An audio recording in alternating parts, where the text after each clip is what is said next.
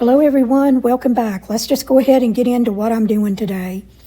I have ordered these extra bobbins for my machine from Amazon.com, and I'll put that link in the description box if you might be interested in doing this. I like to take the extra bobbins and put the thread in that I'm going to be using in a project. So I'm going to be using these, the beige or a tan, and so I'm going to go ahead and get my bobbins. As many as I can. I have 4 here, and one of them is still half full, so I'll go ahead and finish that out in my machine. But I will fill up the next 3 bobbins so that if I'm in my sewing room working, I don't have to stop, bring out my thread, and load up a bobbin. So I just love doing this. I'd like to get some more just to have on hand. But I use the Snowman sewing machine. I had one that I used for 25 years, and I called it the Tin Man because every time I used it, I would have to oil it, and it would just sort of drag. My daughter is using it right now, but I want to find her a new one, and I'll just take a Tin Man and put him in my sewing room as a display on my first machine. Now, it wasn't the first machine I ever had sewn on, but it was the first machine that I had owned.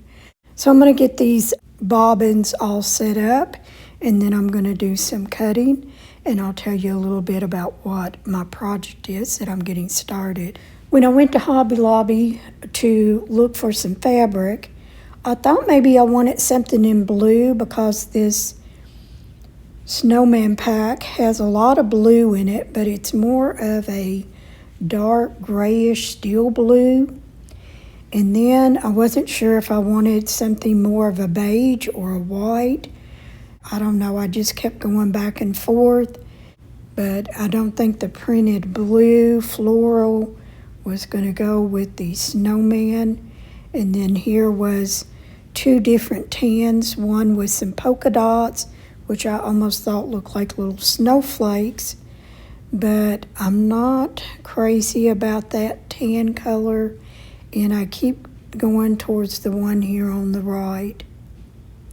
So this is the one that I'm going to get. I get 4.5 yards just to make sure that I'm going to have enough, because I need just as many 5-inch squares as I have in each pack, which is 42 times 4 packs, 4 charm packs.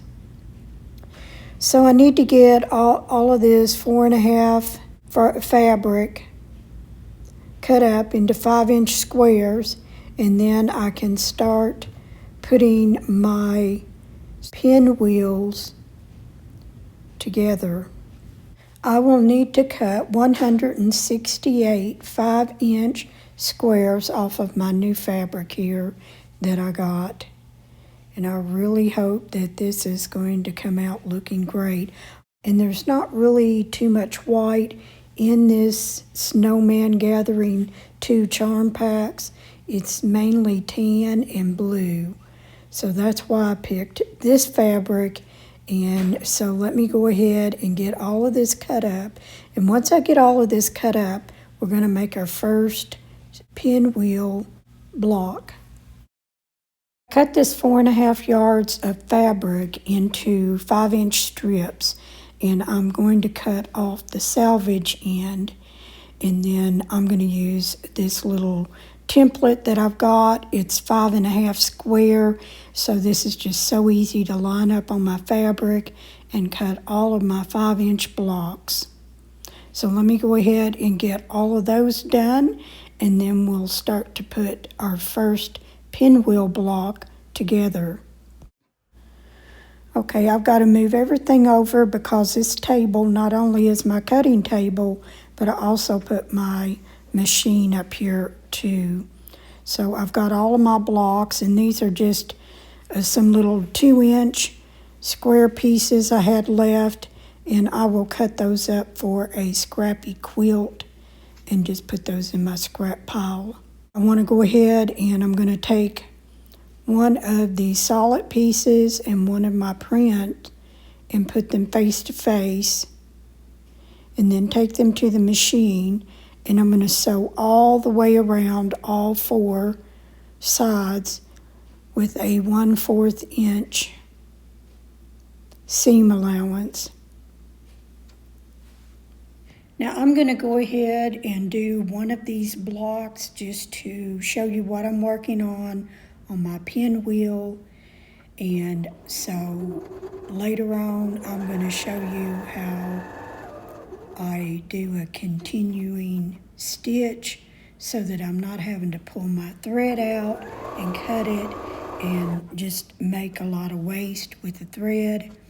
But for this block, I'm just going to go ahead and do this one and do a couple of my pinwheel blocks, and then we'll move on to the next step.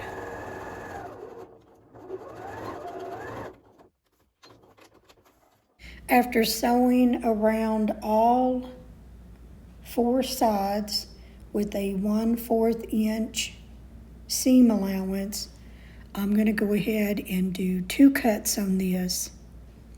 So I'm going to take my ruler here and I'm going to cut from one corner to the other corner.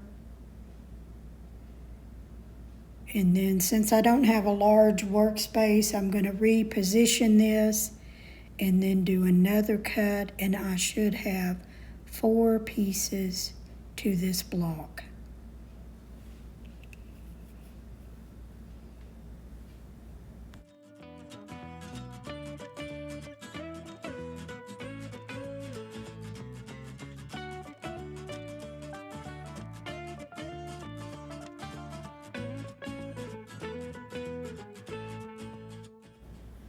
Okay, with 2 5-inch blocks, I now have 4 pieces.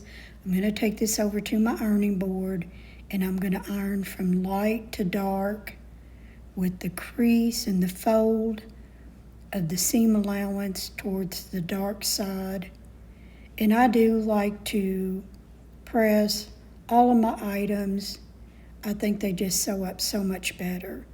And as soon as I get done pressing these, I'll go back to the cutting mat and just snip off these little, what I call ears, these little ears on it, so there won't be so much bulk to the block.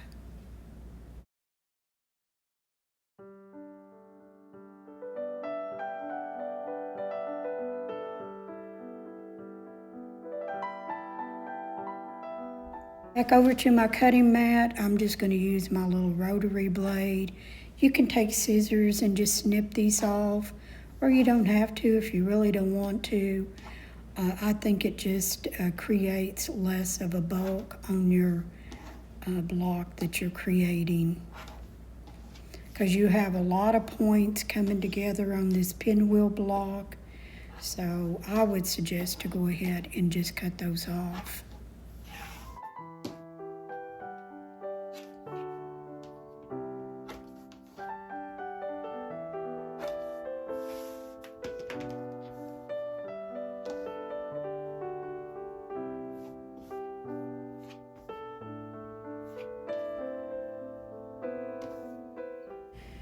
Now I'm positioning these in the pinwheel shape, and when I take it to my machine, I'm always going to sew down the right side.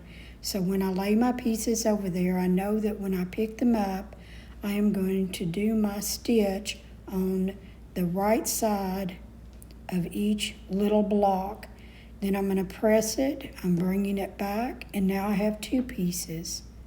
And again, I'm positioning this when I take it to my machine that it will be stitched on the right hand side of my 2 blocks. After I sew these together, I'll take it back to the machine and I'll press them out and bring them back. And here is my pinwheel block.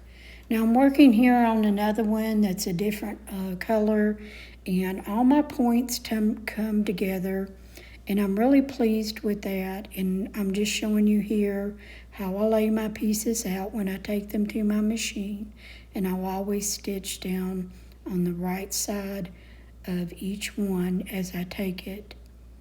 And then I do take it to the ironing board and press it. And what I'm showing you here is that I have one of the seams going one way and one of the seams going the other way, and that creates less of a bulk on your block.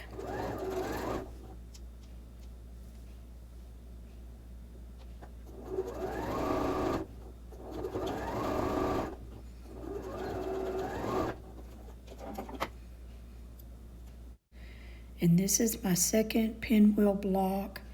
And I did try, I'm showing you here, and it's so wonky. I thought I would be able to do this. They made it look so easy, but I wanted to make a snowballed pinwheel, but my block is too wonky. I don't know, I'm gonna have to practice on this, so I'm not going to do any more on this Moda fabric that I have. So I'm just going to go with the pinwheel, and I think I'll be happy with that.